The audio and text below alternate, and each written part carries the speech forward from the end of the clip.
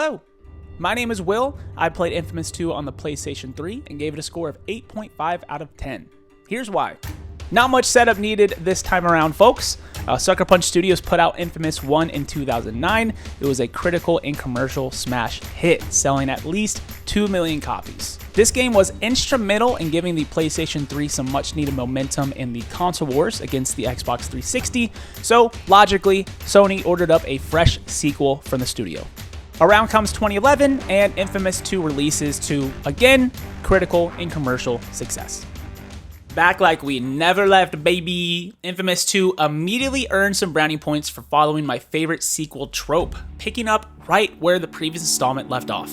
The quarantine of Empire City has been lifted, which allows for Cole and Zeke's new frenemy NSA agent Lucy Quo to dip out of town on the first boat in the harbor. The first thing that hit me is Cole. This is gonna be a short-term visit, man. That's not Cole.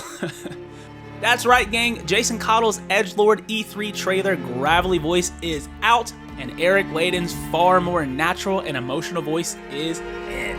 It was a shock to the system for sure, since I started Infamous 2 the day after beating Infamous 1, but it took very little time for me to approve of the change with flying colors.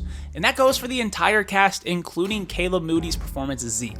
This time around, the cast is doing the motion capture too, which I think studios should always choose to do, assuming their budget allows it.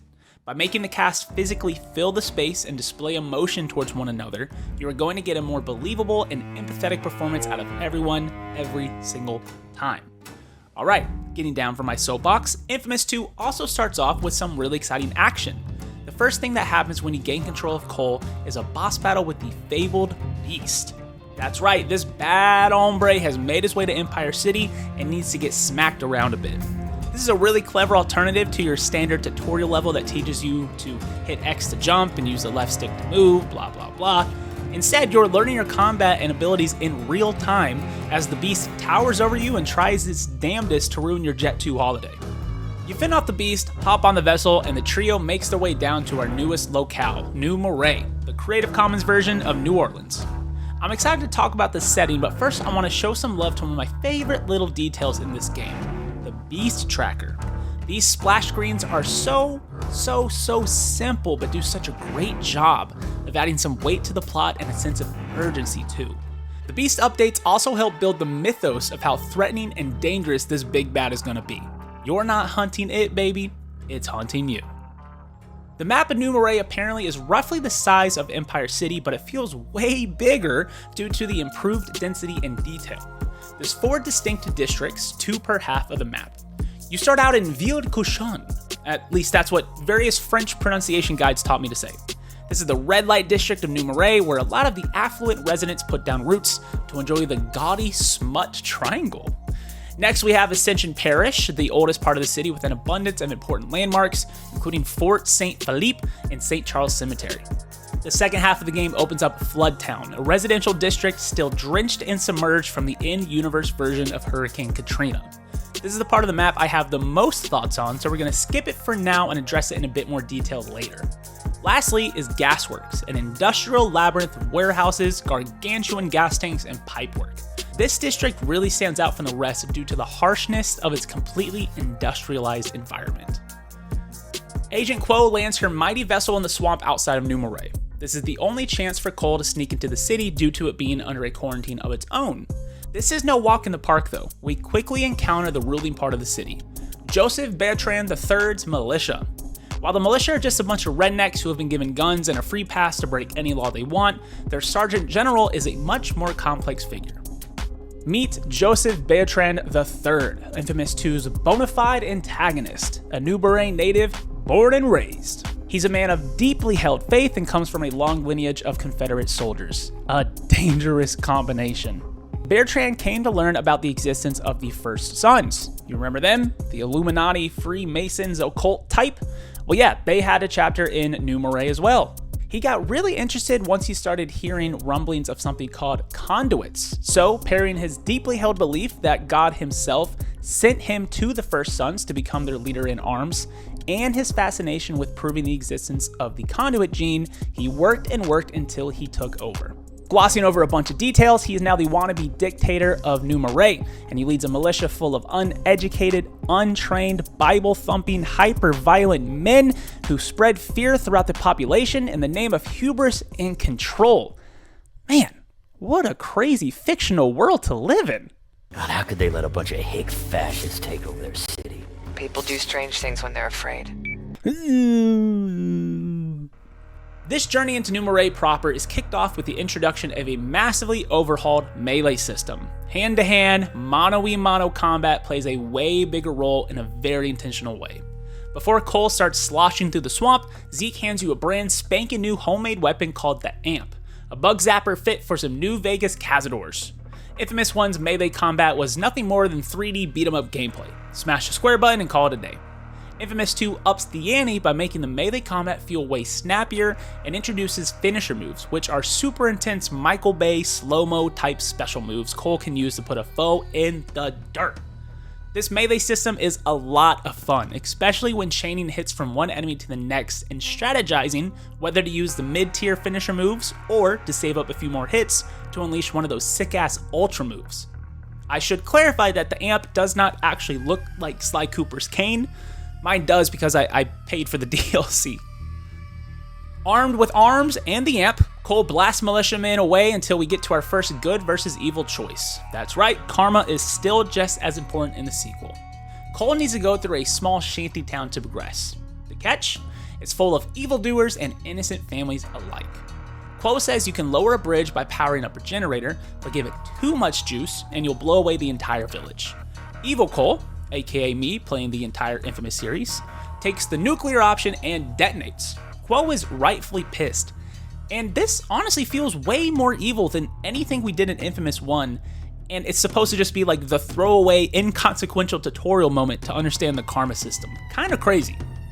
Skimming through the next few highlights, some televised propaganda reveals Bertrand is out for blood to exterminate all conduits, which he refers to as abominations. I don't know why I said that. Abominations. The gang makes it to dry land and Quo's distaste for Cole is made really clear. Fine. Let's just forget about this and move on to business, but can you just not mention this when I take you to meet Wolf? It's embarrassing. Quo introduces us to Sebastian Wolf, a first-son scientist who doubled as the Mole, leaking information to the NSA about Kessler, Bertrand, and the Ray Sphere. Shortly after making contact with Wolf, his lab blows up, spewing blast shards all over the place. Phew, thank God we have a canonical reason to collect these bad boys all over again. Cole finds the crisped up Wolf and learns about the Ray Field Inhibitor, or RFI, a device Wolf created to counter the effects of the Ray Sphere. The only way for Cole to activate it is by increasing his powers through absorbing blast cores, the game's central plot device. The crew is now squarely focused on tracking down these blast cores ASAP for Cole to activate the RFI, and he loves activating them because they come with brand new abilities. I think we've done enough exposition for one video, folks. Let's talk about what we're all here to discuss. Yes, Cole has a brand new voice, but he also has a brand new arsenal of powers. Of course, just like any other sequel, you've unlocked some new abilities, but the biggest change is how each ability has its own set of variants. I know I'm always referencing the Jak and Daxter series, and I really should broaden my horizons to improve the validity and expertise of my critical analyses, but it reminded me of the different gun abilities from Jak 2 and Jak 3. In Jak 2, you get introduced to the Morph Gun, which has 4 different mods, each excelling in different combat scenarios. Then in Jak 3, each of those 4 existing mods gets 2 modifications to boot, so you basically end up with 12 different guns. Wow. Infamous 2 introduces a weapon wheel of sorts, where different versions of each power can be selected on the fly. Different styles of your standard medium-range bolt, different styles of grenades, of rockets, of shockwaves. There was certainly a learning curve on this, both in understanding how powers unlocked and determining when it was effective to switch between variants. I think I came away with pretty mixed feelings on this new combat system. Early in the game, I was more experimental with the various forms of my powers because I wanted to give everything a fair shake to see which ones I felt the most comfortable with. But naturally, over time, I definitely found my go-tos and never really did too much power swapping. I'm not going to hold this against Sucker Punch as a bad thing because honestly I think I'm just a creature of comfort in video games. I will always find my 2 or 3 favorite weapons and use those religiously, even in something like, say, Borderlands 2, which has like 50 different guns. Maybe other players were more in tune with the different powers and would swap between them regularly, but that life just ain't for me, dog. There is one exception though. I thought the way the ionic powers were designed definitely encouraged situational swapping. The ionic vortex was most effective against the heavies, especially in boss fights, and the ionic drain was awesome for clearing out a gaggle of bozos in an instant. I also found it interesting that you almost always picked up bad karma when using the ionic drain, because innocent pedestrians were likely to get sucked up along with the bad hombres, so someone doing a heroic playthrough had to use that ability sparingly. I leaned on Drain more than Vortex because it refilled your energy and was a great way to catch a breather when you started getting overwhelmed by villains. You do also unlock Ionic Storm as your final power, and this is really similar to the Lightning Storm ability from Infamous 1. Funny side note about the Ionic powers, I for some reason thought it was a like use it or lose it situation like a Mario Superstar.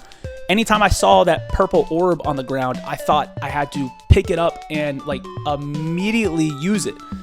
So you'll see in a lot of these clips, I touch it and immediately activate the power. I don't know where this belief came from, but I only figured it out when I saw in the upgrade skill tree that there is an ability to increase your storage capacity of ionic powers from 1 to 2. And I thought, well, what are you increasing your capacity for? Unless. I do not know where this misconception came from. It was not the game. The game did not mislead me. Me mislead me.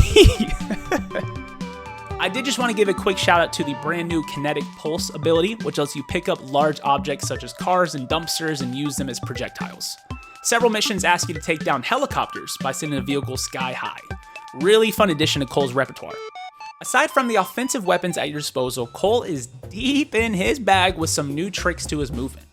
First off, you'll notice the camera is at a much lower angle behind Cole's shoulders than it was in the original game.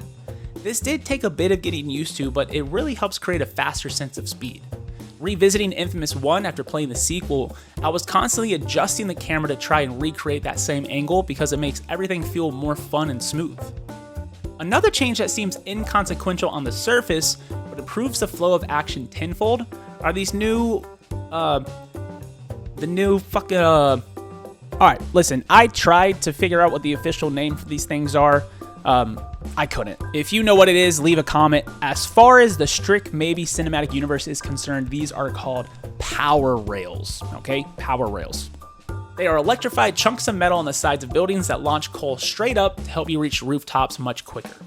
Climbing in Infamous 1 was fun, don't get me wrong, but sometimes it definitely got monotonous, especially when scaling the larger buildings. Now with the help of these power rails, it's a lot easier to get back to the top after falling down or to rotate on a group of banditos to gain a tactical advantage. Our static thrusters have gotten a major buff. Previously the drop-off was more of a parabolic shape. How about that vocabulary? Meaning the further you traveled, the quicker your elevation decreased. But now, with the upgraded thrusters, the drop-off is much more of a straight line from starting to landing point. Your elevation decreases at the same rate throughout your flight, which lets you travel much further distances. This was an excellent change that naturally encourages exploration, simply by making the experience more fun for the player. Induction grinding has a big change too that seems a bit polarizing. Grinding on power lines no longer recharges Cole's energy. From the online chatter I can find, one camp says this is a quality of life oversight, as traditionally there aren't many features from a first game that don't make it to a second game. And in the other camp are those who believe recharging your energy and health every time you grind it on a rail was too overpowered, considering how often you are grinding on said rail throughout the game. Me personally, I would probably agree that it was a tad overpowered in Infamous 1, so I don't really mind its departure. What I really feel strongly about is that induction grinding looks and sounds way more badass in Infamous 2. Lightning Tether is another incredible addition to the deck. This power works exactly as it sounds. Aim the reticle at any surface as long as you're in reach. Cole will shoot a Spider-Man-like string of lightning to that spot and pull himself to it. This is a super fun way to get on top of buildings quickly, dance around enemies, and just generally navigate around the city from place to place. And yes, if you lightning tether yourself to a vehicle, you'll get dragged behind it. You also get a new power called Induction Launch that lets you jump off cars, but I don't think I really use this power at all beyond when prompted to, so yeah. So a common critique of Infamous 1 is that there isn't very much in the way of enemy and combat diversity, which I mostly agreed with. I went in more detail in the previous video, but just to recap here, yes, there isn't too much enemy diversity, but I think there's enough fun in the combat flow and mechanics that it's not too distracting. And when it really mattered most in those set-piece, high-octane moments, Sucker Punch did a good job of creating unique combat scenarios to really make those memorable. So it helped make up for the lack of memorability with the rest of the everyday common combat encounters. Now on their second go-round, Sucker Punch has totally resolved this in every way possible. They really took advantage of the bayou-based city that the game is set in, as well as the expanded lore of the conduits. That really allowed them to increase the count of enemies and the different mechanics and enemy types. There's dang near enough enemies in this game for a Infamous Smash clone, something you could not have done with Infamous 1. Within the militia, you've got a solid mix of enemy types, from your common grunts carrying ARs and shotguns to the heavies wielding miniguns and sniper rifles. Each encounter with this bunch calls for a quick Predator-like analysis of the battlefield before deciding how to engage. Later on, you come face to face with the Wehrmacht 88 paramilitary. This is a South African group infused with ice conduit powers, which help to up the difficulty curve for the second act. Beyond our typical grunts, there's some really cool heavy soldiers like these dudes that can build their own ice towers to gain some verticality. There's also the Crusher, who likes to bum rush you with heavy melee attacks. And lastly, the Titans, who mutate into Frost Atronachs from Skyrim and require a special quick-time event in combat to defeat. I hope I said Atronach, correct, Atronach. The enemy type that really excited me as much as it surprised me when I first encountered one were the Corrupted. These are swamp-dwelling critters and local residents alike that have been mutated by the evil Bertrand, turning them from peaceful neighbors and gators to deceitful monsters and haters. What an awesome addition to the Infamous universe. Adding in this foul beast helps mix up the combat in so many different ways while also helping to expand the possibilities of the Infamous lore. My first encounter with the grunt-level swamp monsters was honestly kind of scary since I in no way expected there to be a monster class of enemies. These dudes are fairly easy to compromise to a permanent end, but they attack you fast and in groups, so it's easy to get overwhelmed. The next level up, we've got Ravagers, Hive Lords, and Devourers. You know these dudes are bad news because they get an on-screen health bar when you're fighting them. I really like how each of these mini-bosses requires a different approach in combat, even though some fights can drag on a bit. Looking at you, Devourers. They really do pose a threat in the later half of the game, especially anytime you're battling in gasworks.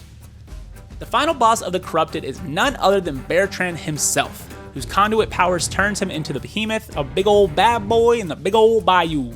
The Behemoth spits venom that can spawn swamp monsters, grab foes with its jellyfish tentacles, does a beast titan roar that sends nearby people and objects flying, and looks super cool while doing it.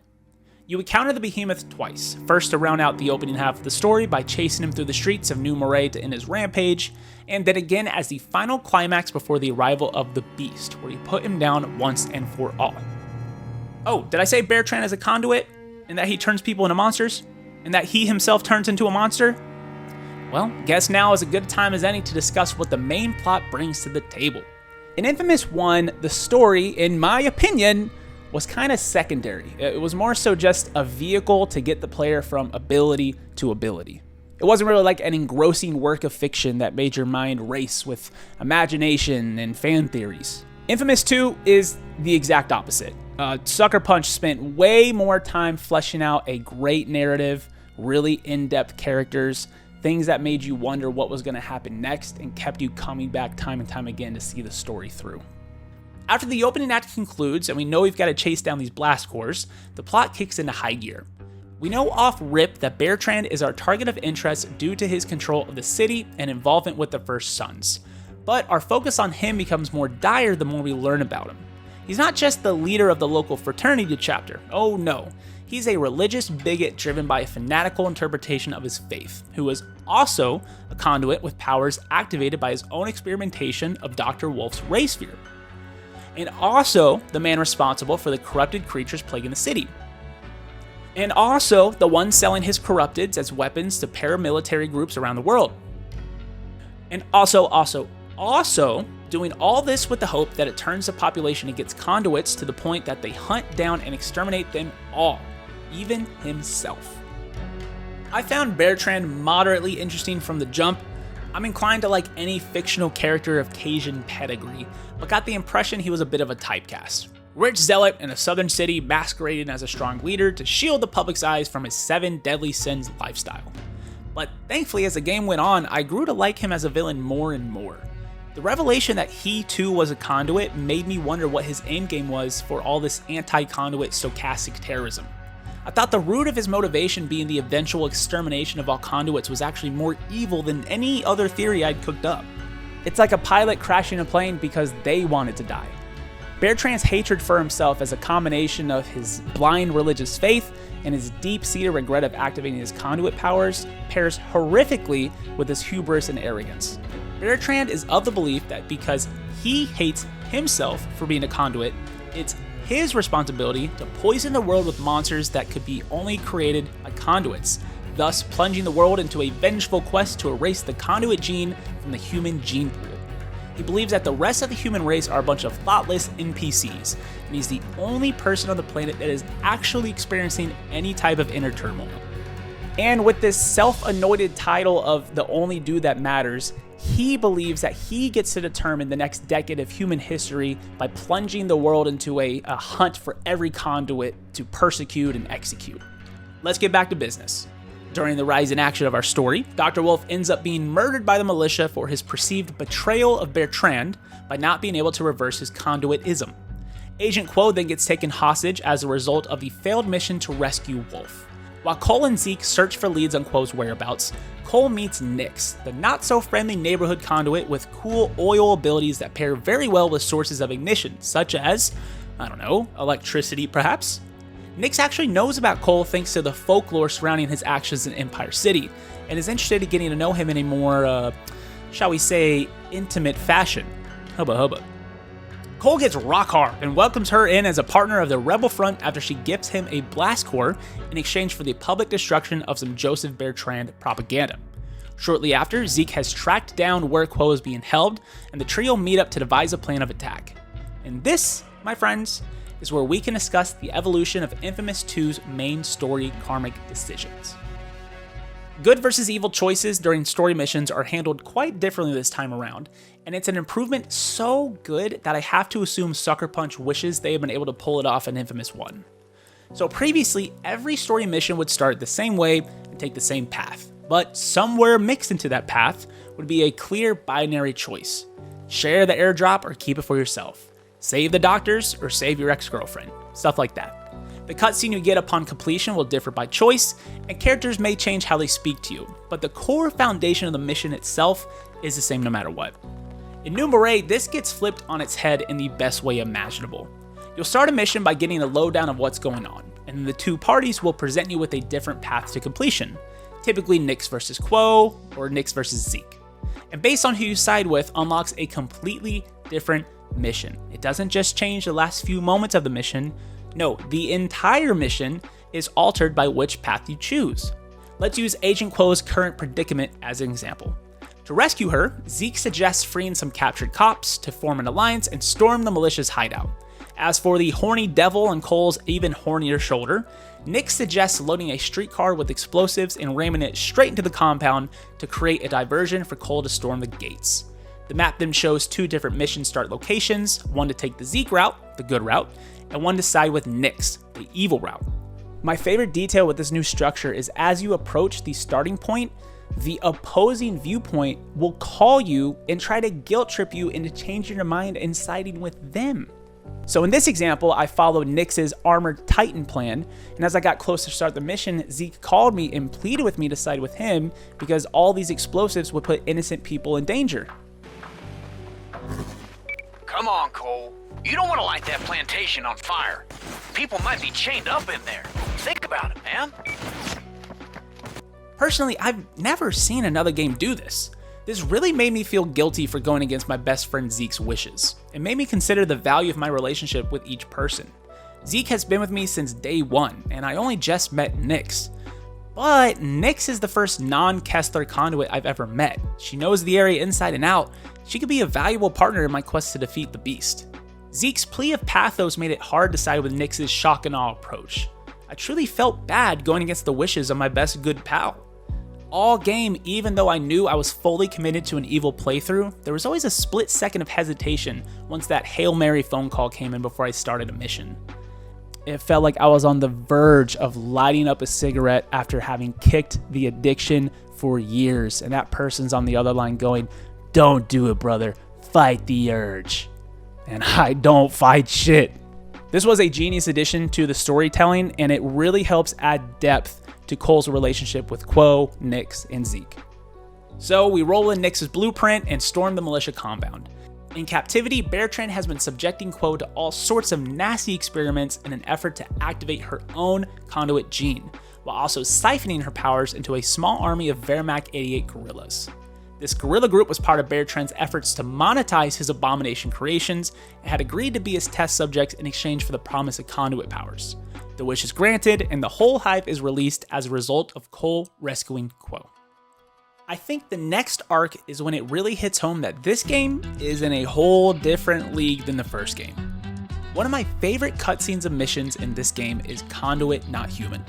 As a result of Bertrand's experiments, Quo's dormant conduit gene has awakened and she now has ice powers, which, according to the laws of 2011 gaming, also requires a revealing new outfit. I'm feeling... I don't know. She was trying to say, I'm feeling super horny. Having just discovered her powers, Quo has no control over them and is a loose cannon. She's understandably freaking out that she no longer can lead the normal life she was accustomed to, now that she is part of a class of humans that are feared and shunned by so many in society. This poses a really interesting new perspective of conduitism to the player. We watch Cole learn about his powers at the same time the general public learn that people with superpowers exist. But with Quo, she has gained her powers after society has already established its stigmas and taboos around conduits.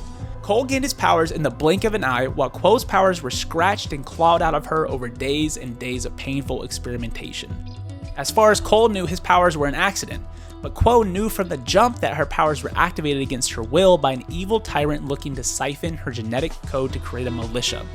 Not to tier rank traumatic experiences, but I think we can agree Quo got it worse. Speaking of Nyx and Quo, I want to spend some time talking about the dynamic between these two characters since they kind of serve as the devil and angel on Cole's shoulders. Both characters are conduits, which gives them an extra layer of understanding to Cole, and both of them are also the legally mandated PS3 sexy vixen, Bow Chicka Bow Wow. On one shoulder, in a warm, heavenly glow of angelic grace, you've got Agent Quo. Being a federal intelligence agent, she likes to do things by the books, keep everything ethically above board, and stay laser focused on the task at hand, feeding the beast. Then, in a shroud of sulfur and netherwort on the opposing shoulder is Nyx, a New Marais native with oil-based sex appeal. Her personal vendetta against Bertrand for what he did to her family drives her to favor destruction and chaos as long as the ends justify the means. Watching the relationship between Nyx and Quo grow colder as the story progressed was really entertaining. I think there was definitely shades of a stereotypical catfight dynamic that Sucker Punch was going for, but I still felt like all of their disagreements had substance behind them and were handled really well. It never devolved into, I have a bigger crush on Cole than you, which would have been low-hanging fruit. It always felt rooted in each character's belief that they had the better read on the situation and knew what would create the best odds for success. Purely on the personality and backstory of these two characters, I found Quo to be more interesting.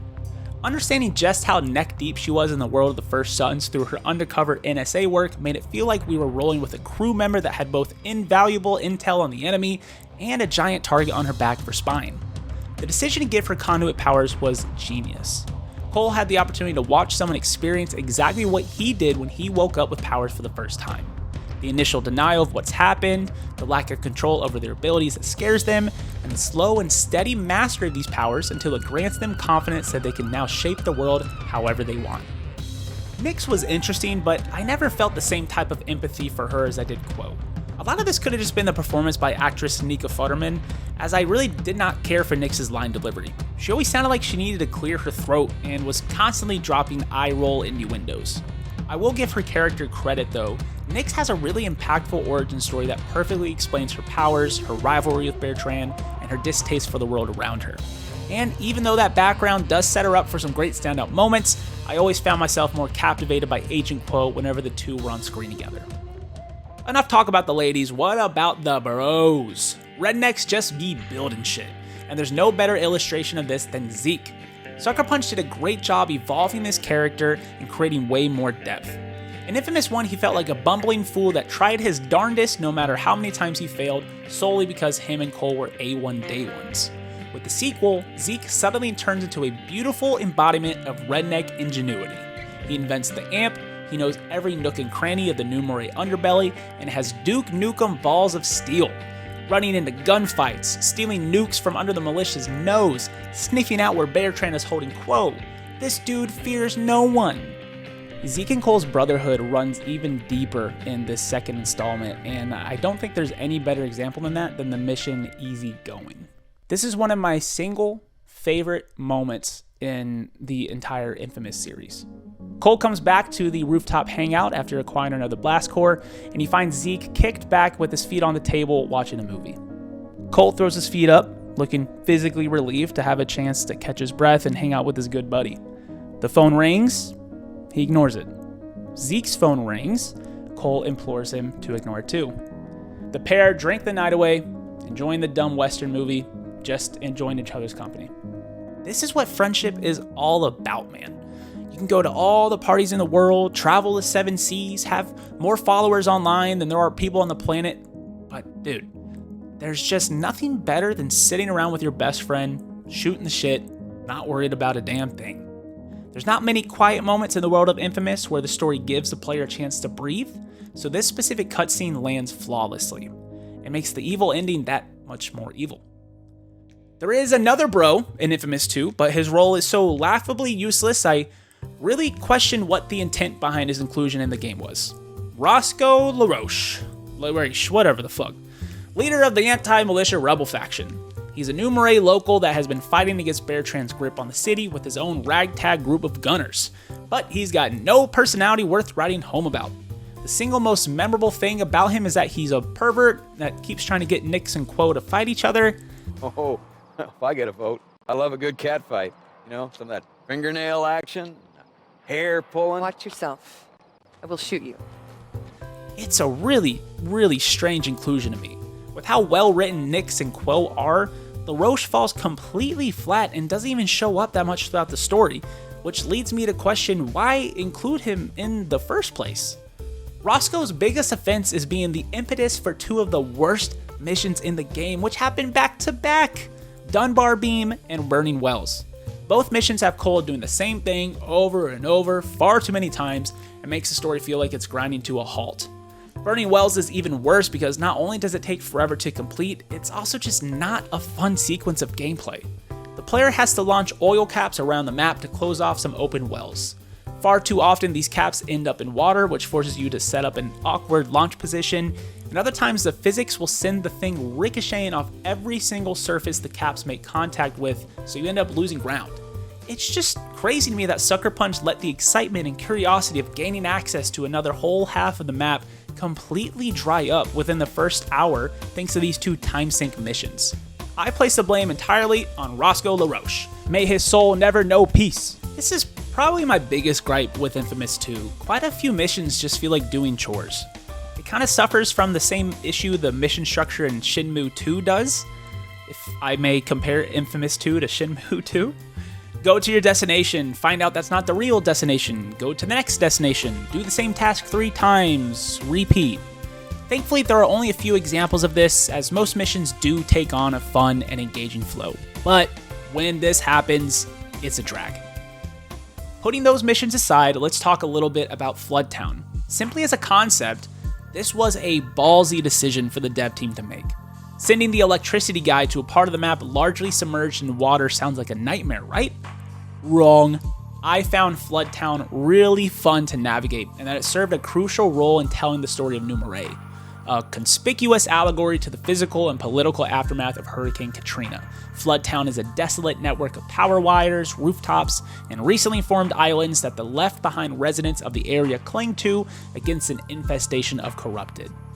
Floodtown is neighbors with the mostly abandoned gasworks, which is also symbolic to how important the Gulf of Mexico oil industry is to New Orleans.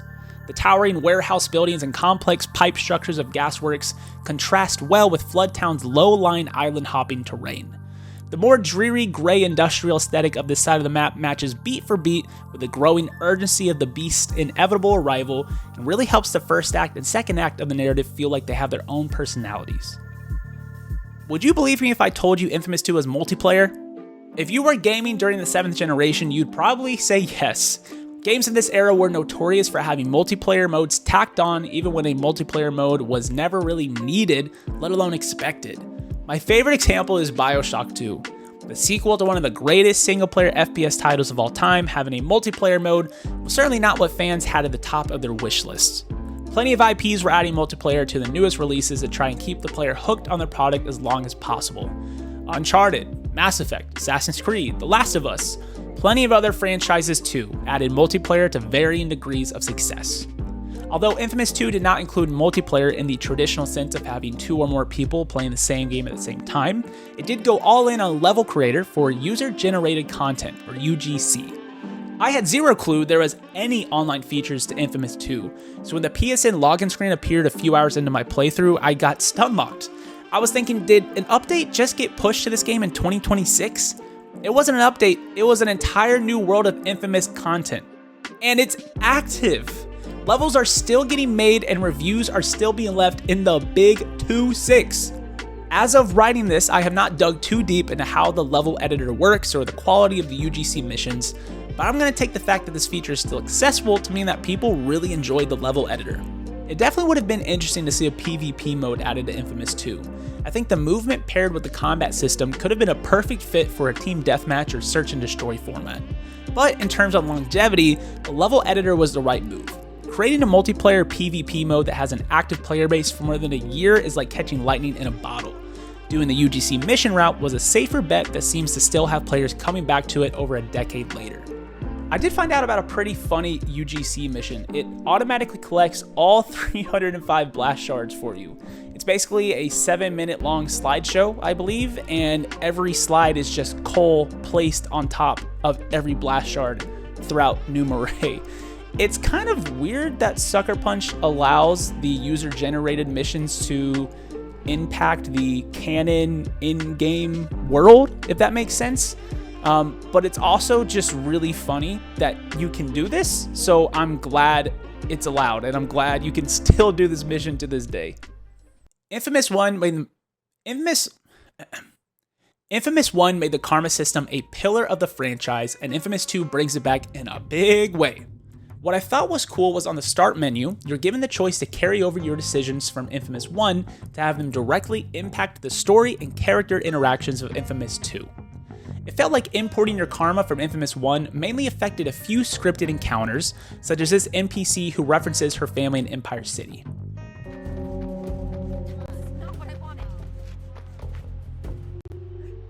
My mother starved to death in Empire City because of you!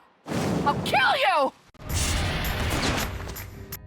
Karma does also affect the dialogue you hear in Dead Drops, with discussion of past events in Empire City either shining brightly or harshly upon Cole. I'm really glad Sucker Punch brought back the Dead Drops, since they were a fun way to unlock additional lore about the characters you were engaging with. Infamous 2 ditches the hot and cold hunting for satellite dishes in exchange for SD cards tied to pigeons flying around various buildings throughout the map. From a logistical standpoint, it seems the consensus is Infamous 1 had a better system for finding the Dead Drop locations. Sometimes it takes too long to locate where these dang birds are flying, and other times once you shoot them down, they land in difficult to reach areas. But from a substance point of view, these Dead Drops are better in every way. You hear more conversations between characters rather than Empire City's Dead Drops, which were mostly audio diaries from Kessler and John White. These convos serve a lot of purpose. Some help connect the dots of how the First Sons are involved with both Empire City and New Marais. Others expand on the lore of Bertrand, even revealing he's a conduit before the formal scripted reveal in the main story. Here's a cool example of a dead drop being altered by Cole's imported karma from Infamous 1. I've been observing Cole McGrath for weeks now, and I'm starting to get a clearer picture. We're pretty antsy over here, John. What have you found? Well, despite overwhelming adversity, I believe McGrath is everything we hoped for. And countless times now I've watched him stop and heal civilians. He goes out of his way to help people. We're pretty antsy over here, John. What have you found?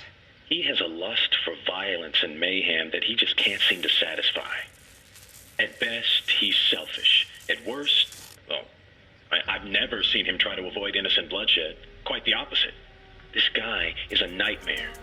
One of my favorite dead drops was Trish, where John retells the story of Kessler killing Cole's girlfriend and a bunch of doctors. Getting to hear it from a different POV reminded me of how emotional that scene was. McGrath had to choose. Sick. Madness. He tried to save his girlfriend. I know, maybe it was selfish, but I can't say I wouldn't have done the same. Kessler killed them all anyway. Of course. So, dead drops are back. What about blast shards? Oh yeah, baby. They're What was that?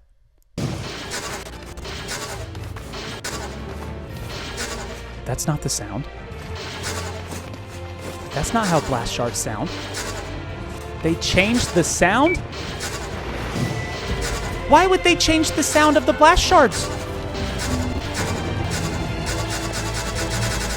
The blast shard pickup sound in Infamous 1 was perfect. It was the quintessential sound of picking up highly radioactive material.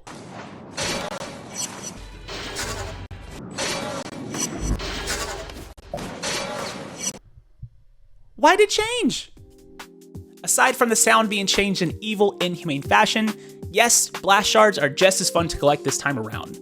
You've still got your radar pulse to identify them on the map to make them ping that beautiful blue hue. A big change, however, this time around is the increase in random encounters that offer a blast shard as a reward. For example, if you're playing the evil route, you will randomly see numerous citizens roaming the streets, minding their business with a blast shard in tow. Complete a public execution and permanently alter the trajectory of every witness's life, and in exchange, you collect a blast shard. A massive improvement to the quality of life for trophy hunters in Infamous 2 is an unlocked blast shard sensing power.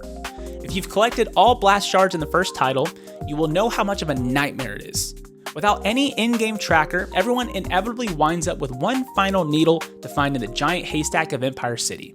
I can still hear the clicking of my controller as I walked every inch of the city, sending out my radar pulse until I finally found blast shard number 350. In the sequel, once you've completed all 60 side missions, you are able to unlock the blast shard sense ability.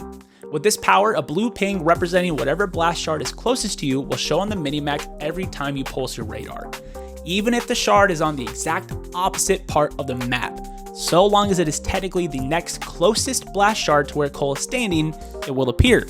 So it's still ultimately the player's responsibility to navigate and collect it, but the game is giving you a bit of a boost as a reward for engaging and completing all of the side content. This same feature exists in an even more fun way in the Festival of Blood DLC, but I'll explain that when we get there. Side missions function largely in the same way they did before. Completing a mission grants Cole more and more control over the district until eventually the entire area is clear of militant goons. Sucker Punch knocks it out of the park once more with the variety of mission types mixed throughout these 60 side quests. I'm not going to spend too much time on this, as what I said about side missions in Infamous 1 also applies here. These easily could have been copy-paste clones for padding. Instead, there's a rich mix of different types of missions to keep this gameplay loop exciting. But there's two very minor differences I did want to highlight, one positive and one negative. The good news, instead of a freeze frame at the completion of a side mission to show the map control changing, the sidebar slides in from the right to show the same content. I like this a little bit better because it helped keep the gameplay flowing and just felt a lot cleaner from a UI perspective. The bad news, this is completely anecdotal and I have not completed any cross-sectional research to empirically verify this, but it feels like the endpoints of a lot of these missions take you too far away from the starting point. I liked knocking out missions in bunches in Infamous 1 because it always felt like side missions stayed mostly contained to the same area they started in. So once you finished a mission, you can move right on over to the next one. But in Infamous 2, I don't know, it just felt like I was always backtracking once a mission ended. It maybe felt more exasperated in Gasworks because that part of the map is by design more sprawling. It's nowhere near enough of an issue to impact the review score, just a quality of life preference I really wasn't crazy about. I want to go in depth with the final act of this game because I think this is one of the strongest finishes to a narrative that I've ever experienced. Let's start from The Beast Draws Near, which takes place right after the evil mission where Nyx uses her abilities to commandeer some of Bertrand's recently transformed swamp monsters. The Beast has completed its trek from Empire City down the eastern seaboard and is mere miles off the New Moray coast. The events and set pieces that follow from this point on until the final conclusion are an utter masterpiece. First, we have to safely escort Zeke and a truck carrying a nuclear warhead into Gasworks. I would really love to know the technical behind the scenes of seeing the Beast in the distance as this mission progresses. I was enthralled by how cool this looked. Seeing artillery and missiles get launched at him making no impact at slowing his approach really amped up the intensity of how powerful the Beast is. You and Zeke make it to the launch site where Cole gets to personally fire the nuclear missile at the Beast, which is an insane thing to do in such a densely populated area. Gasworks immediately becomes a nuclear ground zero, and Zeke is injured after a dumpster lands on him. Surprise, surprise, the Beast is not defeated. A retaliatory explosion blows the getaway truck off the road, and the hardest black screen with white text ever created appears.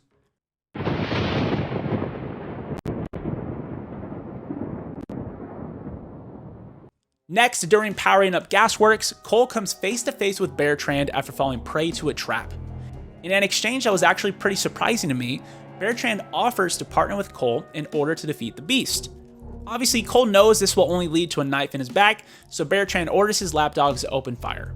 Cole is saved by the courageous Zeke, who 1v2s the heavily armed trained soldiers with nothing but a handgun. A moment that made me roll my eyes, but also reminded me that, yes, this is an infamous game. This is a really great exchange between the two amigos where Cole apologizes for how he's been treating Zeke lately. Hey, Zeke. I've been treating you like shit. I'm sorry, man. I screwed you over pretty hard back in Empire. I get it, man. You've always got my back. Thank you. Look, I don't call you brother because I like the way it sounds. There really are no better cutscenes than the ones of Cole and Zeke having heart-to-heart conversations. These are just so well performed. Our next mission, Forced Conduits, keeps us local to Gasworks and has us bouncing from one warehouse to the next in search of a blast core that Zeke caught wind of. Gameplay-wise, this one was a slog, but the narrative punch at the end is incredible. Cole finds cold, hard evidence of Bertrand's plan to commercialize conduit creation and export them throughout the world, creating a conduit arms race of sorts. The gang still isn't entirely clear of what Bertrand's angle is, considering he does appear to be philanthropically donating his blood money to charities. Each time they get closer to understanding this madman, things just get muddier and muddier. After Forced Conduits, we get Easy Going, which is basically just the previously discussed cutscene of Cole and Zeke getting to kick back as friends for a change. Unfortunately, the moment of tranquility must end, as Zeke learns that Bertrand is expediting his conduit shipments and sends us off to complete the true face of change. The narrative payoff here is a huge plot twist. John White is alive. Yes, the John White from the first game who got blown to smithereens when we activated the Ray Sphere. Although John has a goofy-ass outfit on, he has a really cool role in this game. John says he wants to show Cole something, and with the crests of the forehead, he grants the ability to see which people have the New Moray plague inside them. Cole is directed to visit a plague ward where those who have fallen ill are being treated en masse. John instructs Cole to find the one patient that has a conduit gene, which he can identify with his improved radar pulse. When Cole tries healing them with Pulse Heal, nothing happens. That's when John goes mask off and reveals himself as the Beast by setting off a Ray Sphere caliber explosion. The conduit patient is healed, but all other lives in the ward are lost. Cole officially has much to think about. Zeke snaps Cole out of his head and lets him know Bertrand is expecting a helicopter to pick him up, except there won't be a chopper arriving and Cole can corner him. This mission, called Demons, starts once Bertrand transforms into his behemoth form after feeling threatened by Cole. This confrontation culminates in a final battle to put Bertrand down, and all parties are involved. Quo, Nyx, stupid-ass LaRoche, everyone. Cole beats Bertrand to a pulp, Nix spits on the corpse, and Quo comforts her in a rare and silent moment of respect. Finally, our focus can be squarely on dealing with the beast. In Death Toll, it's time to retrieve and activate the final blast core, but not before we learn that Zeke has been sick with the plague all along. Well, there's been hints throughout the back half of the game. Hey, man. But this is the moment Cole realizes his dearest friend doesn't have much time left. As Cole fights up a frozen ice tower and defeats wave after wave of Wehrmacht troops, John White contacts him telepathically. The two have a conversation where we see Cole start to empathize with what John is trying to do. Activate all people with a dormant conduit gene, but kill all non-conduits in the process. Cole and Zeke meet up at the rooftop hangout for what will be the final time in The Final Piece, another heartwarming, quiet exchange between the two. End of the road. Cheers, brother. Half as long. Twice as bright. And now we reach the final decision. Cole is fully powered up, he can activate the RFI killing the beast, so it's time for our gang of 4 to make their move. Nix arrives distraught after seeing what John has done to the swamp. Releasing his powers killed all non-conduits and all of Nix's so-called babies, the swamp monsters. Cole explains that things aren't as cut and dry as they once thought. He no longer views John's actions as mass murder because he's healing those with the conduit gene of the plague. Cole starts activating the RFI, but it immediately begins draining the life out of him, Quo, and Nix. They realize that should Cole use the RFI, it will mean the end of his life as well as all his conduit companions. Zeke and Nix are in favor of using the RFI because it guarantees an end to the beast rampage in exchange for the death of all conduits in the area. Yes, even Nix is fine with this. But Quo disagrees, agreeing with Cole that there's no guarantee the RFI even works as Dr. Wolf says it does, while John has proven with his beast powers that he can eradicate the plague by activating all conduit genes. And so, the final decision is laid bare. Take the good karma route and sacrifice yourself by activating the RFI, or complete the evil karma arc by joining Quo and siding with the beast. Ladies and gentlemen, this stopped me in my tracks. I don't think I've ever experienced such a subtle and successful swap of moral codes between characters like what we just saw with Nix and Quo. Before I even realized what was happening, I got a prompt on the screen telling me that the good route was Nix and the evil route was Quo. Sucker Punch has taken the established character dynamics that we've known throughout the entire game and completely tossed them out for one final curveball at the end of the game. Nix's appetite for destruction was replaced by desperation and sadness. Quo's commitment to a clean conscience was replaced by a drive to save the few by killing the many. When the prompt came on screen to decide who to ally with, I froze. The angels on Cole's shoulders had swapped teams in the flash of an eye. And also, just like take out the conduit angle about it. Just think about Zeke. This is your best friend, your brother for years, and you are now deciding how his life ends. On one hand, yeah, you know he's terminally ill and he probably already has one foot in the grave. But does that make it morally okay to end his life immediately in likely painful fashion? But on the flip side, if you save Zeke, that means you can't save yourself, but Zeke's still gonna die in a matter of days. So is it worth it? This piece of the final decision was captivating. It was so difficult to process what the decision was in front of me and come to terms with what I was about to do. Quick side note, I do really hate that this final decision is locked behind karma levels.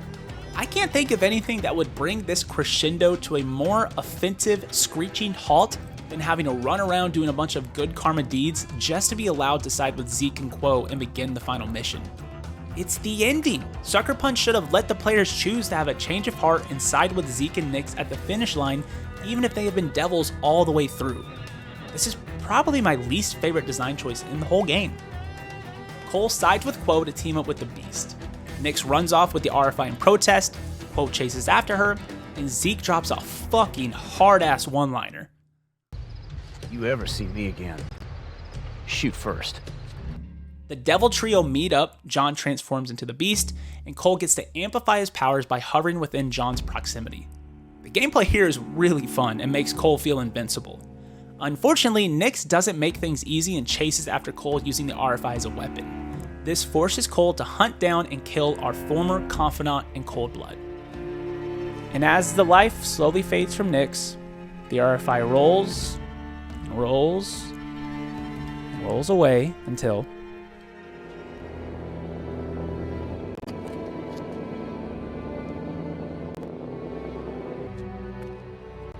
half as long. Twice as bright. I gotta try. I know.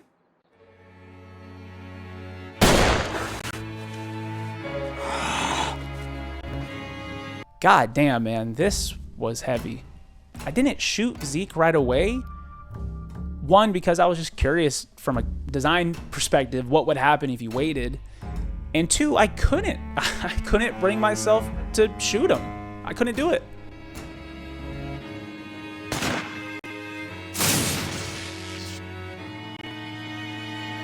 What a tragic ending to this 2-game series, you know? This imperfect brotherhood that was brought closer through disaster comes to an end with one brother putting the other one down. With Zeke gone, Cole destroys the RFI as Quo and the Beast reach the cathedral. John says he's tired of living, tired of the killing, and he can't go on anymore. But he can transfer his powers to Cole, who knows he will carry out their mission. John sends his powers from himself to Cole in a devastating blast, and the final cutscene begins to close out the evil timeline. The blast eradicated all Numerai residents except for the newly activated conduits, and Cole began leading his own militia back up the coast towards Empire City, purging the plague sufferers everywhere they went. An absolute all-gas, no-brakes conclusion to Infamous 2. Wow. Sucker Punch did a perfect job of ramping up the stakes, amping up the pressure, and sticking a perfect landing with making those final choices hit like a sledgehammer. There are things done in this game that just simply were not possible with the state of mind the dev team were in with Infamous 1. Everything came together beautifully to round out the story of Cole McGrath. It's amazing how the decision to have the performance act out the scenes rather than just record audio brought the experience to a whole new level. I cannot say enough about how incredible the climax, falling action, and resolution were in this game. Well, that's the meat and potatoes of the review. Let's get into the final roundup of other little tidbits I felt are worth mentioning. Now, surely there was some dumb stuff that happened in this playthrough, right? After all, it is a PS3 game. Don't worry, gang, there was plenty of that.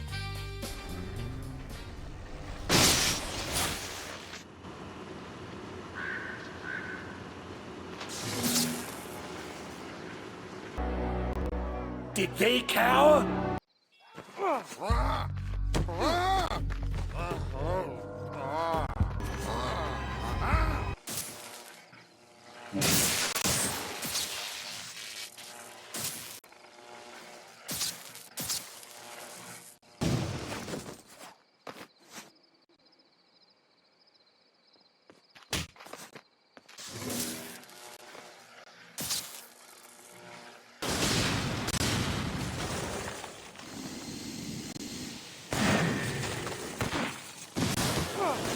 Numerai really does have great personality and is bustling with life. The districts all feel more distinct from one another compared to Empire City, and it feels like more time was spent on giving the NPCs a tad more in the energy department too. No, help me! The other's hiding in the swamp. The music in this game still feels true to the predecessor, but with a logical evolution to incorporate that New Orleans backdrop. Composer James Dooley returned to this game to help write the music, and I think that continuity helped keep that identity intact. I've always loved how a lot of the music in the Infamous series feels alive in like an electrical current kind of way. It feels very industrial. It's really cool.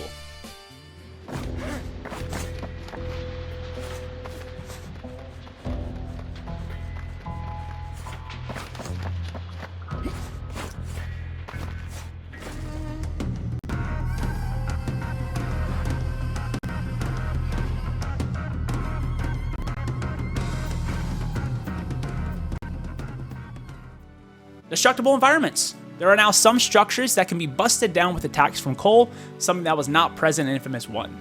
I didn't find this to be too impactful, honestly. It was a very limited variety of structures that could be destroyed, but it was certainly fun watching the militia tumble down whenever I did blow something up. I was, however, impressed with how well the PS3 seemed to handle the destruction, especially the more large-scale ones like this oil silo getting knocked down. Something I didn't know that could happen and caught me by surprise.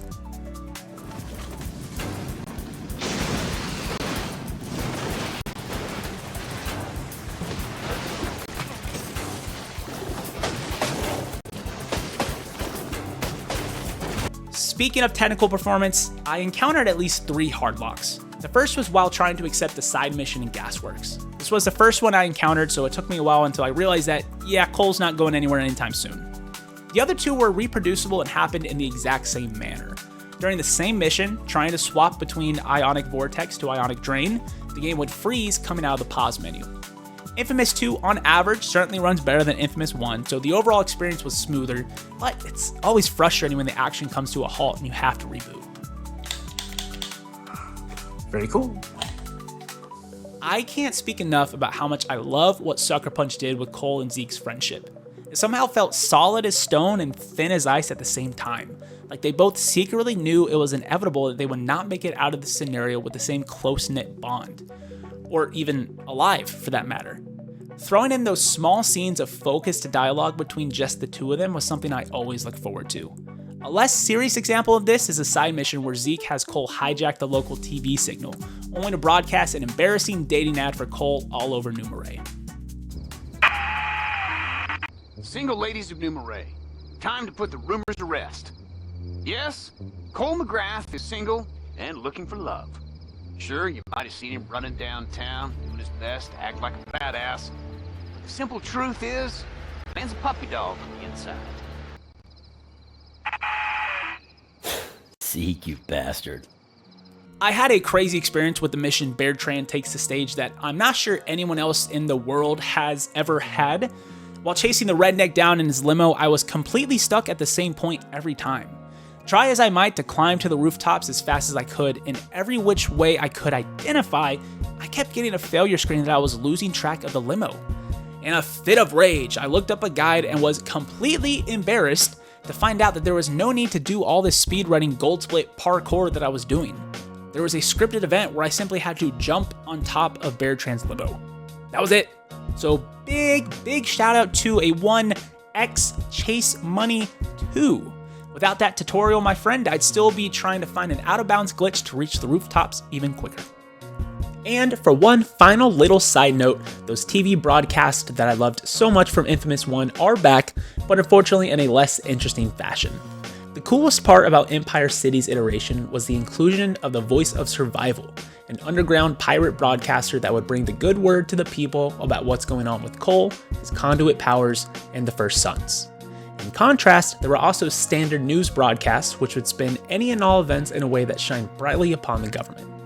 In New Marais, all we get on the TV are propagandic ad reads from Bertrand and more mainstream news broadcasts.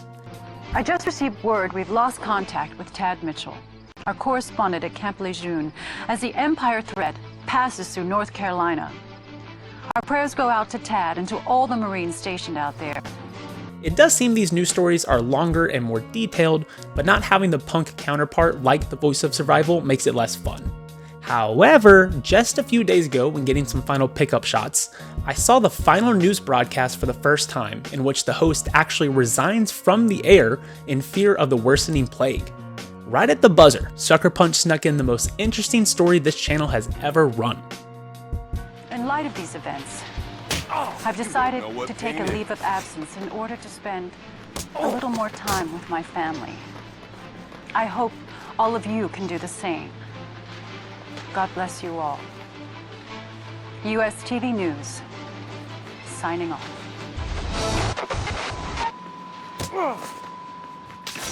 Banger. Infamous 2 is a downright banger, a shining highlight of the PS3 era that built upon its predecessor and added new components to bring the experience to a whole new level. The story actually feels like it matters this time around, and the characters are way more lively and believable and memorable. New Marais made for the perfect location for this adventure and really helped spice up the moment-to-moment combat by incorporating the swamp monster corrupted enemy types.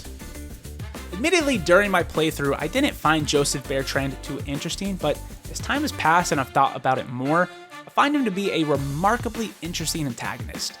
He was certainly more interesting than Kessler and felt like he was making moves in response to Cole's actions, rather than Kessler, who literally knew everything that was going to happen because he was Phil of the future or some bullshit. Poe and Nix were engaged in additions as well. It was fun feeling like we had a small little band of rebels conspiring against the evil empire that was Bertrand, and separately the Beast. Of course, the homie Zeke was even more lovable and fun than before, and helped serve as a control group while Cole dived deeper and deeper into his evil ways. When we get there, we're gonna be about the 3 B's. That's beer, boobs, and mechanical bullets. And then there was LaRoche. I will shoot you. That's why I give Infamous 2 an 8.5 out of 10. And to give you guys a little more context and how I'm scoring, I'm not assessing this game based on modern gaming standards. Any art form, the standards change over time. So what I'm doing is basing it off of my expectations. If I pick up a game and I'm expecting it to suck and it ends up being great, it's gonna get a really high score. If I think a game's gonna be great and it sucks, it's gonna get a really low score. In this event, I knew this game was gonna be good, but it was better than I expected. So that's why I'm giving it such rave reviews. Infamous 1 got a 7 out of 10, and everything that I complained about then has been improved upon tenfold. There were some real stinkers in the main mission lineup that brought the pacing to a halt. I felt those moments were enough to ding the score a tad. This LaRoche fella still stands out like a sore thumb, and the technical issues I ran into in the latter half of the game were very annoying. And gatekeeping the choices in the final decision was an objectively bad decision. The player should be allowed to have a change of heart in the last moments of the game, in the same way Nix and Quo are allowed to change their own minds. But with everything said and done, this is a textbook example of how to make an incredible sequel. Build on what the players love, add some new flair that still feels true to the world you've established, and put a perfect bookend on the narrative to round out the saga. Infamous 2, what a beautiful game you are. I hope you tune in next time. We're going to be talking about the spooky vampiric standalone DLC Festival of Blood, which dropped 4 months after the release of Infamous 2. Until then, goodbye.